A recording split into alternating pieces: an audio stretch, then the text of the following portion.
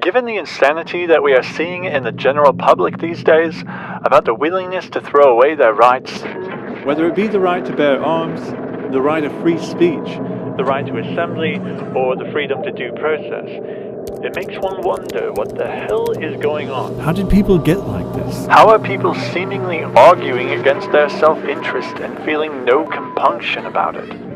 I'm going to take you on a tour of what is really happening behind the curtains in the world, all of which are being portrayed as necessary actions for the greater good of humanity.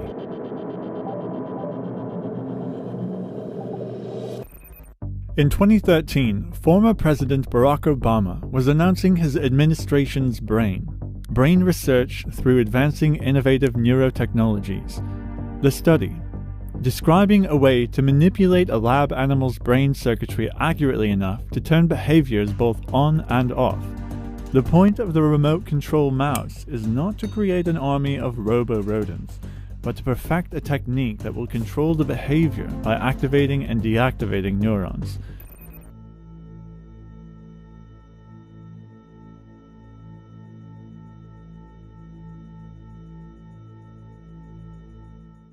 The technique used to control neurons is called DREADS, designer receptors exclusively activated by designer drugs. Because the receptor does not respond to other molecules, including natural ones in the brain, the only way to activate the neurons is via the human-made ones. DREADS allows scientists to manipulate neurons without implanting anything in the brain. Look at this. Current optogenetic experiments rely on extracting opsins, light-sensitive proteins, from plants which can be introduced to mammals by methods including injection and infection via adenovirus. What they do is they genetically engineer a receptor that can get into a person through a viral vector, and what that means is through an injection of the vaccine or through the contraction of an adenovirus which has been modified. You might think, oh well, I just won't get injected, and I won't go anywhere where I can get this adenovirus. Adenovirus. There's 52 of them. And they range from the common cold, fever, sore throat, pink eye. They're prevalent. So that's creepy, because if you look at what it says, DREADS allows scientists to manipulate neurons without implanting anything in the brain. It indeed makes one wonder, given what we see today in the general public. You do need to take the designer drug, though, to make this effective. Once delivered into an organism, opsins can be expressed in eye, brain, or skin cells, allowing their light sensitivity to be remotely activated or silenced with timed pulses of light in different color wavelengths across the light spectrum that can target multiple bodily systems and cause a variety of biological effects. If targeted precisely enough with the appropriate light, it's thought that optogenetics could be used by manipulating neural circuits involved with pain, fear, reward, wakefulness, and social behaviors. There's this enormous mystery waiting to be unlocked. And the Brain Initiative will change that by giving scientists the tools they need to get a dynamic picture of the brain in action and better understand how we think and how we learn and how we remember. And that's part of what this Brain Initiative is about. If scientists can turn on or off specific targeted groups of neurons at will, they place themselves in between the natural human experience and basically their keyboard. They place themselves between you and your natural human reactions to things. So, optogenetics looks like the way to go. But how do you get people to put wires in their heads? Well, you can't. But it turns out now you don't have to. Here we have the new development in optogenetics. Luminopsins, luminescent opsins, or LMOs, were developed to achieve combined chemo and optogenetic manipulation. Luminopsins allow manipulation of neuronal activity over a range of spatial and temporal scale in the same experimental animal. What they are saying here is not only can they turn on specific reactions, but they can also turn off those same reactions.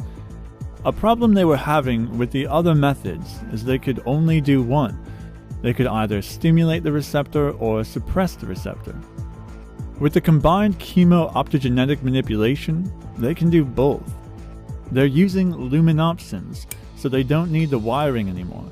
Basically, science can use these luminopsins to interfere with a person's free will. The other function of optogenetics is just a simple observation. They might want to know how you feel about seeing a particular image, how that image changes the next thing you do. Basically, the scientists can understand what exactly is going on in our bodies and our minds, but to do that, it can't be invasive. Well, what have you noticed proliferating on the market for the last 8 years? Microsoft Band. It'll record all the stuff going on in your body. Same with Google Fit or Apple Watch. This Muse head brain sensing headband is even scarier. There's also 23andMe, which collects your genetic data. Imagine if they had a combination of all these things. All of this is attached to your smartphone. So it's not so much the device, it's the smartphone monitoring that's the dangerous part. Because who's getting that data? And what are they doing with it? Look at what it says here. This is from 2016. Towards a psychophysics of interoceptive processes, the measurement of heartbeat detection. Over the past 50 years, research on interoception has grown exponentially from 17 citations of interocept in 1965 to 8,440 in 2015, Web of Science. The early Russian work was summarized in Razran's landmark article on the subject and demonstrated, inter alia, that interception participated fully in the intersensory processes of Pavlovian conditioning. They want to know all of our interoceptive data because it plays directly into Pavlovian conditioning. You can change anybody's behavior if you know how to manipulate those feelings inside them when they are experiencing something. You do that over and over and over, and you actually change their whole physiological responses to it. Have you ever wondered if we are going towards that future? A world that is entirely sending feedback regularly to some processor somewhere? Is there a prison around us of electronic biofeedback and manipulation? Let's say there will be a flu virus, all the common adenoviruses, and they had this modified dread receptor in there. We would never know, and it would be in there, in our body, just waiting to be activated by the designer drug or by light activation. Maybe it sounds paranoid, or maybe not. You've been served with the opportunity to decide what to believe. If you liked the video, a sub to the channel would be incredible, and also share the video to spread the word. You can watch another video, just click left or right. Keep inspiring.